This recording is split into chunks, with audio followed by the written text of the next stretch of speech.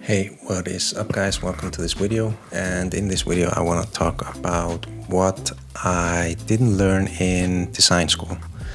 Now, if you don't know me, I've been working as a graphic designer for over 20 years here in Iceland, and I went 4 years in design school here in Iceland. So I wanted to talk a little bit about what I feel like could have been, better in school and what school didn't prepare me for.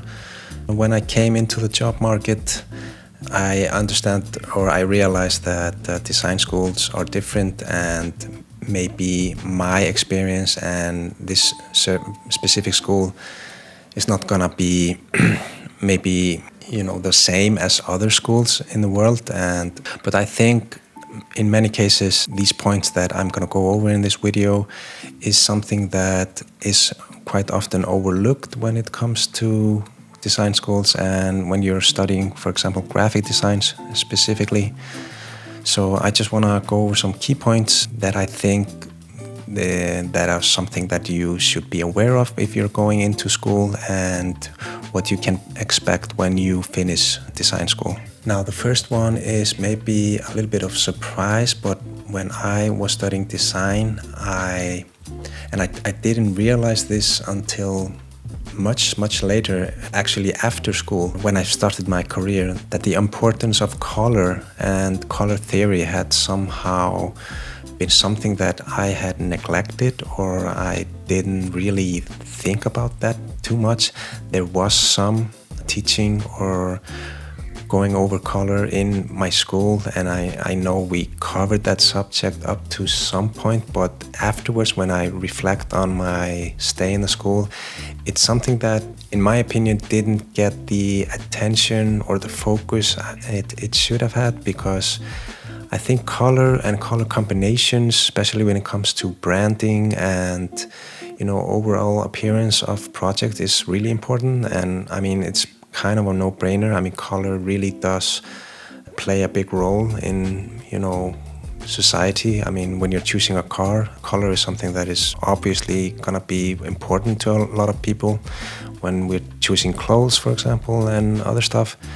And it's the same with branding. Color combination can play a certain effect on people and customers. And yeah, that's something that I think you should be aware of, because when I was in school, it was a lot about form, composition, typography, but color was something that, in my opinion, was not always in the first seat, or something that I focused on a lot. Or color was not something that was on the top of my mind when I was doing my designs. It was more about maybe composition, layout, typography, the idea.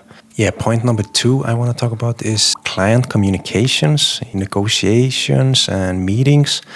So I think it's important, if you want to be a graphic designer, is that, well, you don't have to be a people pleaser or like a people's person, but I think it's important to develop some kind of skills when it comes to talking to people and listening to people. I think it's really important to listen to what the customer has to say, or the client, because in most cases you're gonna be working for clients to make a living, or whether it's your own company or as an employee.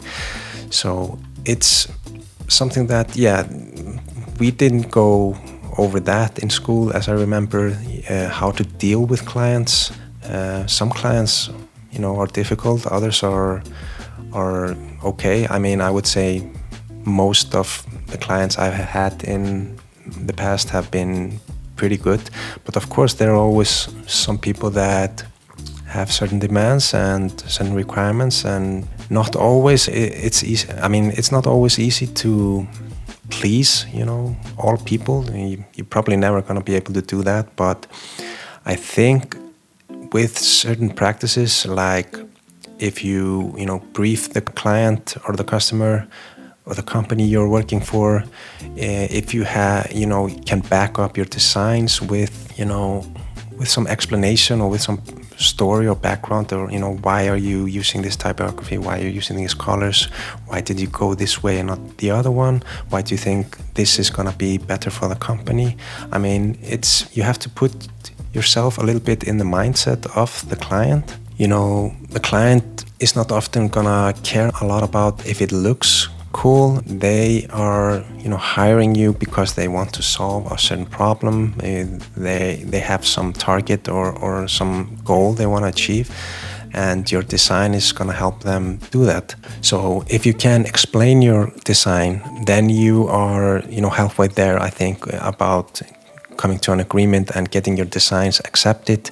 You will be looked at as an expert if you can back up your design and explain what you're doing and communicate that effectively to the client. I mean, you want to be able to showcase yourself as confident, and you are the expert. You are the one that is supposed to be knowing what you're doing, and you're not just doing something just because you're doing it for a specific reason. And clients like that.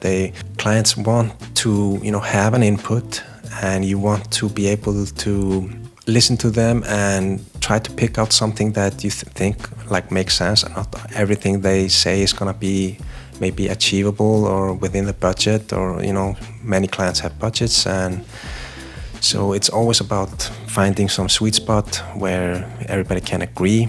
And then you want to come with your input maybe and explain, okay, this is what we can do, and I think this could be a good fit, and why don't we try this? And then what you're going to do later on, you're going to maybe send them an email or have an update or maybe another meeting, and then you will refine the results. You will introduce him to the work you have done, and maybe he wants some tweaking or adjustments, and that's how it usually goes. The other thing I wanted to talk about is creating a portfolio. I think it's important to we took I don't remember, it was maybe 1 or 2 weeks that we went into learning how to create a portfolio. Today I'm mostly doing show reels, but back then it was just about the print.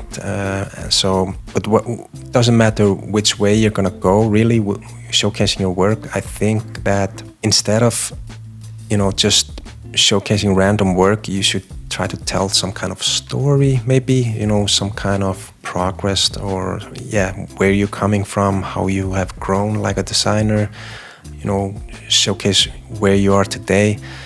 I mean, people say you should use your best work for your portfolio, and I agree with that, but I think it's also okay to maybe show some personal projects, show how you were a designer many years ago versus maybe 10 years on. You're gonna update your portfolio, and maybe you wanna develop some kind of storyline. I think that's something that you should look into. You can showcase sketches and some kind of challenges you had to face. You can showcase personal work, how you like to work on certain projects, even though you're not working for clients. I mean, we don't always have client work when we finish school, so we have to use what we got and try to build it from there. So you could have maybe some kind of problem, some kind of process, and then the solution. And I mean, this can be just something that you're working on as a side project or for yourself. And one thing I think you should also think about is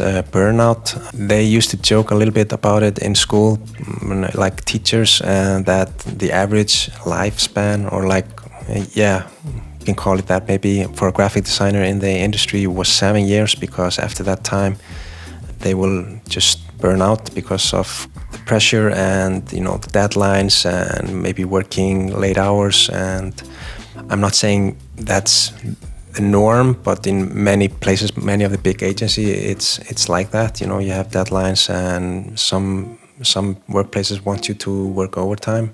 I luckily don't have that problem today, so I'm very thankful for that. But to deal with something like that, I think it's important that you allow yourself maybe to work on some personal projects if you have time.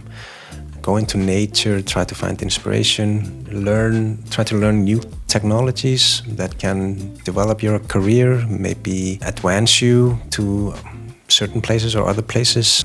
Because not all of the workplaces, graphic designers go into are maybe a good fit. I've been in many places, and though most of them have been okay or even really good, there are also workplaces that are, I think, not good for creative people. So I think it's important, you get time sometimes to, switch off, be with your family or friends, and try to not lose yourself in work or stress or something like that. I think you have to have some kind of balance, with your work life and personal life. Somehow I've been able to keep my fire going. I haven't still gotten bored of graphic design. I still love graphic design. I love doing videos, video editing, motion graphics, still to this day at this age, 47. Yeah, one of the things I started this YouTube because I think that is something that is a challenge for me as a designer, and yeah, so look into how you can, spread out a little bit. And yeah, I think it's also important to not compare yourself too much with other designers. I mean, we're always looking for inspiration, and that's quite normal, but I think we should not dwell too much on, what other people are doing, especially with social media. For me, it's like I often deal with like some, a little bit of imposter syndrome, because I feel like after doing 5 years of graphic design or art school that I should be like a master, an expert, or like the best graphic designer out there, and I realize I'm not. There are tons of people that are more skilled than me or better designers, and many of them don't even have maybe, design degrees, and that's just how it is. And I'm not, I tried not to think about it. I just try to do me and do good work, even though, I realized that my degrees or design background is not what really defines me. It's to have like hunger and to have the focus and to have like interest in what you're doing and love what you're doing. I think that's the most important thing, not how many years you have been in school. So yeah, that's basically it. I think you should learn grid design, layout, typography, color, and of course, brainstorm ideas. And the ideas, behind your designs are always gonna make them more special, in my opinion. Focus on communications, focus on sketching and doing hand-drawn stuff. Also learn software, but just remember, the software is just a tool. I got really focused on software in school because at that time it was, something that was really exciting, and to be able to do graphics in computer. This was like 98, 2002, so it was still quite new maybe at the time. This was not some mainstream stuff, even though Photoshop and Illustrator had been out there for some time. And focus on your portfolio and just don't, burn yourself out while doing this. And so if you like this video, please drop a comment and subscribe to the channel, and see you in the next one.